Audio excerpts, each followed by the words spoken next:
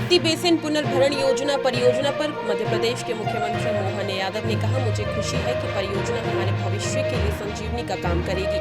इससे न केवल भूजल पुनर्भरण और सिंचाई की सुविधा का विस्तार होगा, बल्कि हमारे बुरहानपुर, खंडवा आदि की भूजल स्थिति भी सुधरेगी। जोड़ो अभियान में जल राशि हमको डैम में मिलती थी, डैम के आधार पर हम उसका लाभ लेते, लेकिन आपने भूगर्भ भंडारण का जो नया अध्याय प्रारंभ किया, ये विश्व का सबसे अनोखा, पूरे विश्व में इतना अच्छा प्रोजेक्ट कहीं नहीं है और ये प्राकृतिक है, परमात्मा की दया है। और ऐसे में जहां आपने बताया हमारा बुल्ढाना, अमरावती, ये बिल्कुल लगा हुआ पूरा कोला, और ऐसे हमारा अगर अपन कल्पना करें तो ये दीदी का हमारा खंडवा, बुरहानपुर, ये पूरा बेल्ट वास्तव में पानी 800 से 1000 फीट नीचे चला गया।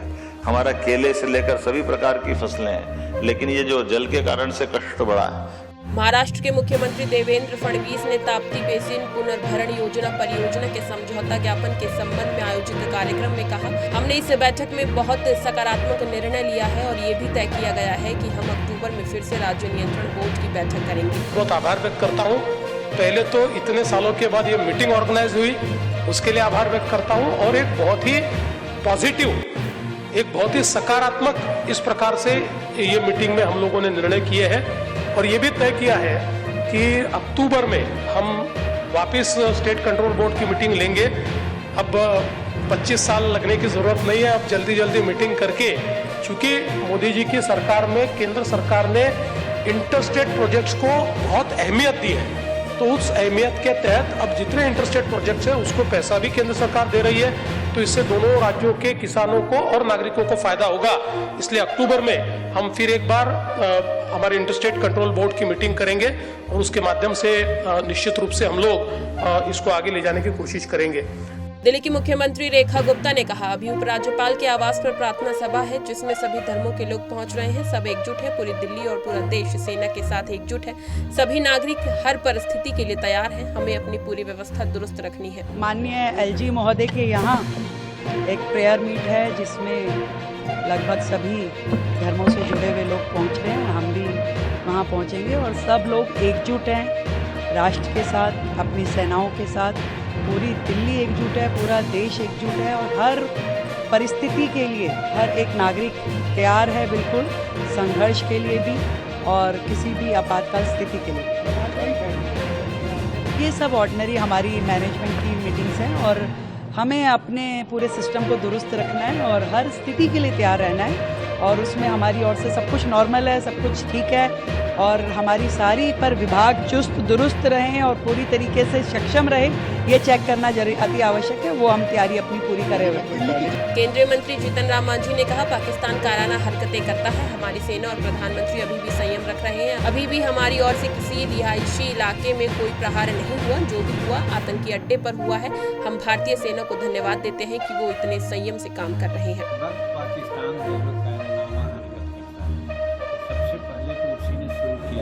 अब मान लीजिए कि तीर्थ स्थान पर या पर्यटन स्थल पर लोग जाता है घूमने फिरने, वहाँ पर आतंकवादियों से उस प्रकार से 4 दिन का ब्याही हुई है उसके पति को मार दिया और कहा कि मोदी जी से कह देना, तो इस तरह से वो शुरू किया। तो उनके भारत के जन जन के लोग दिल्ली इसका बदला लिया गया।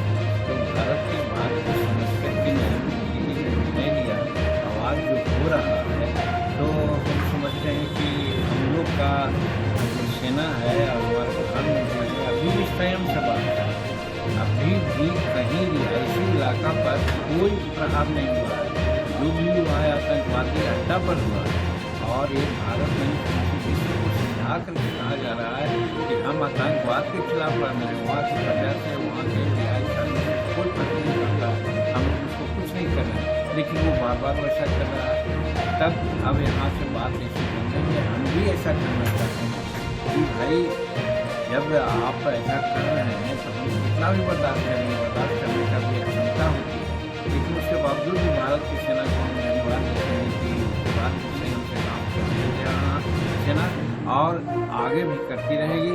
दिल्ली के मंत्री मनजिंदर सिंह सिरसा ने कहा, दिल्ली सरकार, दिल्ली की मुख्यमंत्री रेखा गुप्ता सबका ख्याल रख रही हैं। किसी को घबराने की जरूरत नहीं है। किसी भी तरह के राशन या किसी जरूरी वस्तु या जेनेरिक वस्तु की कोई कमी नहीं है। आपको चिंता करने की जरूरत नहीं है। देश के प्रधानमंत्री, दिल्ली की मुख्यमंत्री आपकी चिंता कर रही हैं। दिल्ली की सरकार, दिल्ली की माननीय मुख्यमंत्री रेखा गुप्ता जी ने सबकी चिंता कर रही है। कोई पैनिक मोड में ना आए, कोई पैनिक यहाँ पे है नहीं है। किसी भी तरह की पैनिक बाइंग ना कोई करे, किसी भी तरह की कोई राशन की कमी नहीं है, किसी तरह की भी कोई भी एसेंशियल कमोडिटीज़ हो या वैसे जनरिक हो, जो रोज़मर्रा की आपकी ज़िंदगी है, जो दिनचर्या आप चलते हैं, जिस दिनचर्या में उसी में रहें।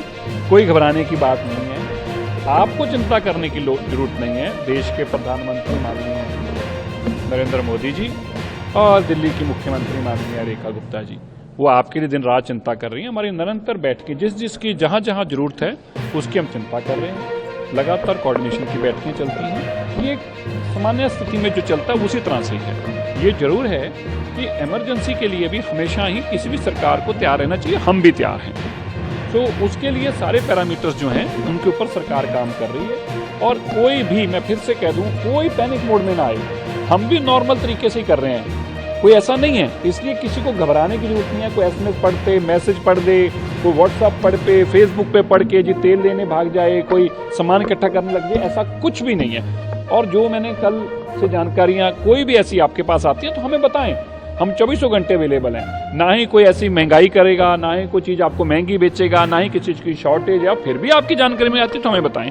इसलिए बिल्कुल निश्चिंत हो जाएं। दिल्ली सुरक्षित थी, दिल्ली सुरक्षित है, भारत सुरक्षित था, भारत सुरक्षित है। और देश के प्रधानमंत्री जी के रहते किसी को चिंता करने की जरूरत नहीं। हमारी आर्मी रात दिन काम कर रही है और हम सारे देश के लोग अपनी आर्मी के साथ हैं।